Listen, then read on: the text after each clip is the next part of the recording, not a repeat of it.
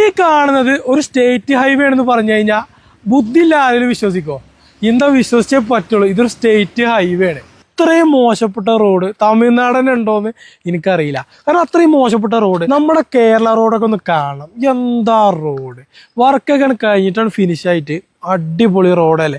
പ്ലെയിന് വരെ ഇറക്കാം. അജാതി റോഡാണ്. ഈ ഒരു പ്രശ്നം എന്ന് പറയുന്നത് തമിഴ്നാട് മൊത്തത്തിനെ ഞാൻ കുറ്റം പറയല്ല. ഈ നീലഗിരി ഡിസ്ട്രിക്റ്റിനെ ഇവര് തീരെ നോക്കണില്ല. ടൂറിസം മാത്രം ശ്രദ്ധിച്ചാണ്ട് അവിടെ മാത്രം നിൽക്കണതുകൊണ്ട് ഇവിടേക്ക് വണ്ടി വരാല്ലേ ഒരു സൗകര്യം ഇവർ ചെയ്യണില്ല. അല്ലെങ്കിൽ ഈ ചൊറന്ന് എത്ര കൊല്ലമായി എന്ന് പറയുന്നത് എൻ്റെ ഒരു അഭിപ്രായത്തിൽ ഒരു 5 വർഷത്തോളം ഇതിങ്ങനെ പൊട്ടിപ്പൊളിഞ്ഞ് തന്നെ കിടക്കുന്നത്.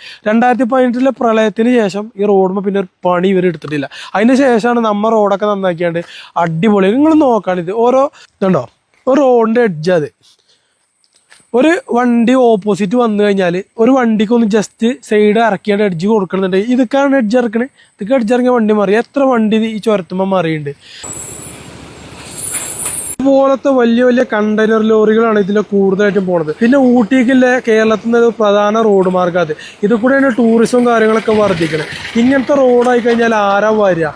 ഇനി എത്രത്തോളം അപകടങ്ങളായി ഇത്രയും മോശപ്പെട്ട റോഡിലൂടെ പോകുന്നു കഴിഞ്ഞാൽ നമുക്ക് സംഭവിക്കാം. നമ്മുടെയൊക്കെ ജീവനും സ്വത്തിനൊക്കെ എന്ത് ഉത്തരവാദിത്തമാണ് ഇവിടുത്തെ സർക്കാരും കാര്യങ്ങളൊക്കെ കൽപ്പിക്കുന്നത്. ഇതുപോലത്തെ വണ്ടികളാണ് ഇത് കൂടെ 90% പാസ് ചെയ്യണത്. ഇത്രയും വലിയ ഹെവി ലോഡും കൊണ്ട് കണ്ടില്ല നിങ്ങൾ കണ്ടോ? ഇടിഞ്ഞ് പൊളിഞ്ഞ് ഫുള്ളായിട്ട് പോയി. എന്തോ റോഡാണിതേ. റോഡിൻ്റെ എഡ്ജ് കഴിഞ്ഞാൽ പിന്നെ താഴത്ത് കൊക്കയാണ്. എന്ത് സേഫ്റ്റി അവിടെയൊക്കെ ഉള്ളത്? എന്താ ഒരു റോഡ് നന്നാക്കാത്തത്?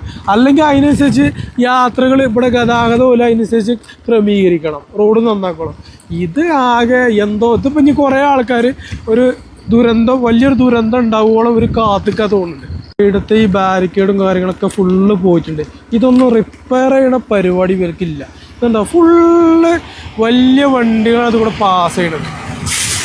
ഇപ്പം ഞാൻ നമ്മളെ കേരള തമിഴ്നാട് ബോർഡറിലല്ലത്.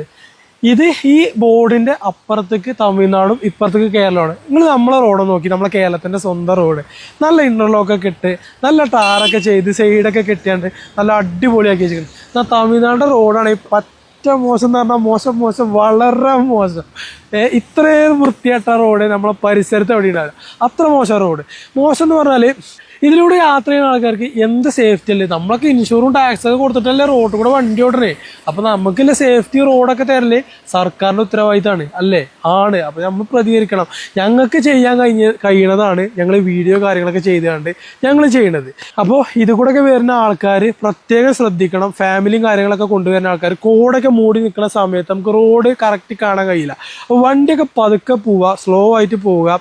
കോടുള്ള സമയത്ത് എഡ്ജൊക്കെ നോക്കിയിട്ട് ഇറക്കുക.